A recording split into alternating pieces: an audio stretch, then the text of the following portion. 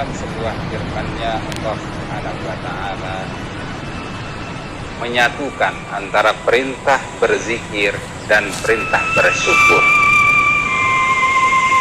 Hal itu terdapat di dalam surat Al-Baqarah ayat 152. Fazkuruni azkurkum washkuruli wala takfurun.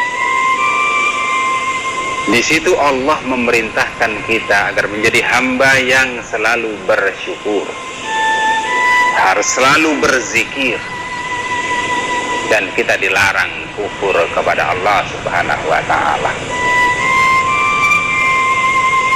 Jika demikian firman Allah, berarti sangat erat sekali kaitannya dan hubungannya antara berzikir dan bersyukur dalam rangka menghindari kufur kepada Allah.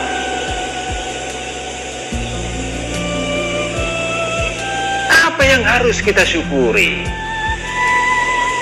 Ada banyak nikmat Allah yang tidak terhingga yang Allah berikan kepada kita.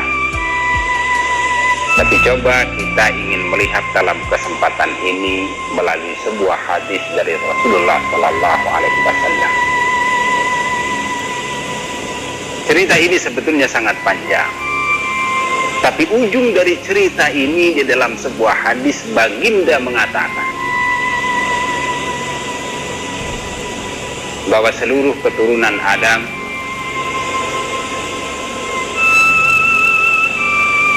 perutnya itu dibagi oleh Rasulullah menjadi 3. Semua kita mempunyai perut. Oleh Rasulullah 14 abad yang lalu perut kita ini dibagi menjadi 3. Sepertiga isi perut kita adalah makanan, sepertiga isi perut kita adalah minuman, dan sepertiga isi perut kita itu adalah pernapasan. Nikmat Allah itu tidak terhingga dan sangat banyak sekali.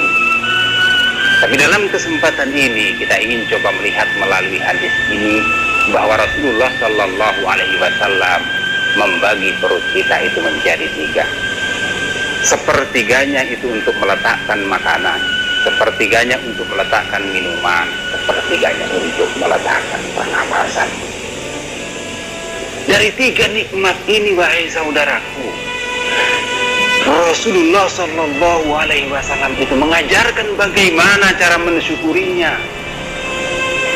Lihatlah bagaimana Rasul mengajarkan sebelum makan membaca Bismillah, selesai makan Alhamdulillah.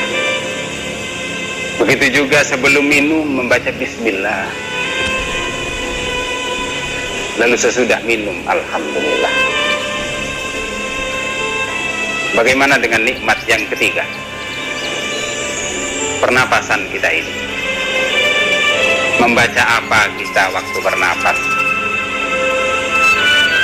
Makanan dari Allah, minuman pun dari Allah, oleh karenanya kita syukuri. Lalu napas kita ini dari siapa? Napas kita pun ternyata, wahai saudaraku, ini dari Allah. Bahkan minum ini ada berhentinya, makan pun ada berhentinya. Tapi nikmat napas ini tidak pernah berhenti. Sedang tidur, kita tetap bernapas. Sedang terjaga, kita pun tetap bernapas. Begitulah nikmat napas ini jika dibandingkan dengan makanan dan minuman. Bahkan saudaraku, tanpa nikmat napas ini, sebanyak apapun makanan di depan kita, makanan itu akan tidak termakan, minuman pun itu akan tidak terminum. Ada 3 hal yang selalu masuk ke dalam perut kita, kata Nabi. Napas itu sangat luar biasa sekali. Bahkan jika datang bulan suci Ramadan, semenjak waktu imsak, kita harus menahan makan, kita pun harus menahan minum. Kapan baru kita boleh makan dan minum? Setelah beduk maghrib, istilah kita. Setelah kumandang azan maghrib, setelah matahari terbenam. Semenjak imsak hingga matahari terbenam itu jaraknya nyaris dan hampir 13 jam. Tanpa nikmat makanan, tanpa nikmat minuman.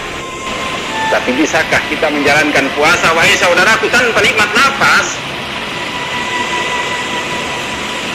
Dan sebegitu beranikah kita untuk ingkar kepada Allah tentang nikmat nafas ini?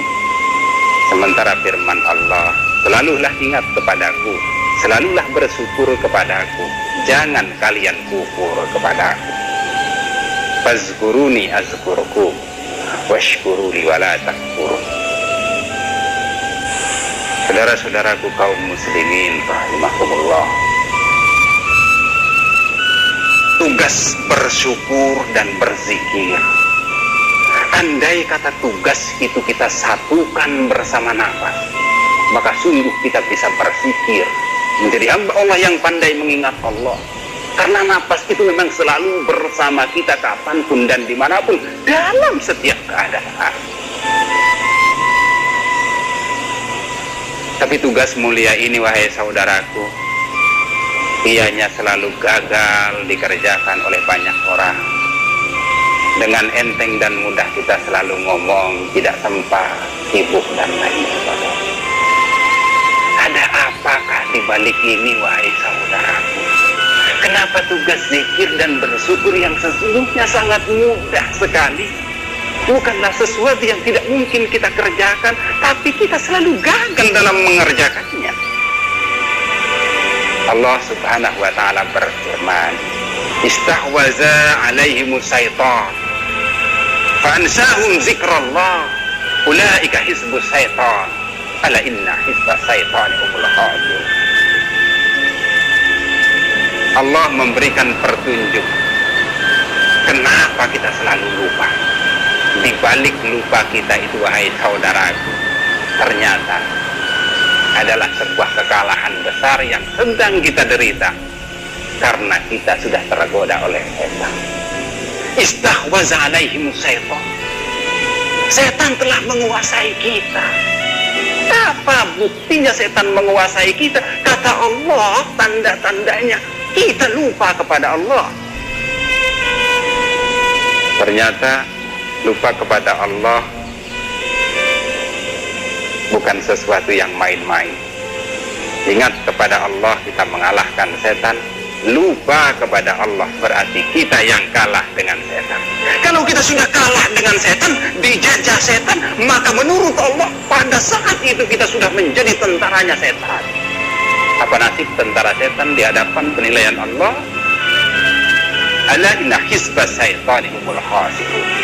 Menjadi tentara setan sesungguhnya hanyalah akan menjadi tentara yang sangat rugi sekali. Saudaraku, sesungguhnya setan sebagai makhluk yang diciptakan dari api, dianya itu adalah musuh kita yang sangat nyata.